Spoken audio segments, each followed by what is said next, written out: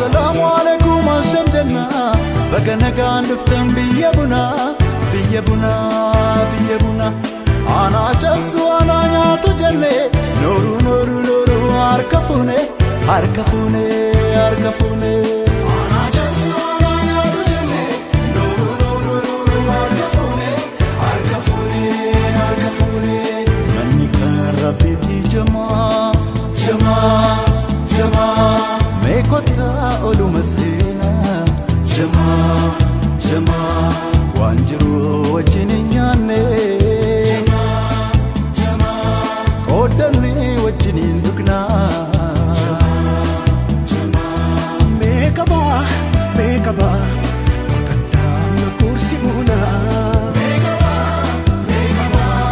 kutandam kursi muna asa asa ya jama mukahina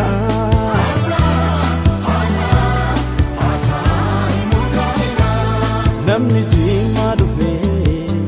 magala jalala kan guyatis ta'e keessummaan galgala balballi cufamus banameetiif gala eenyu taala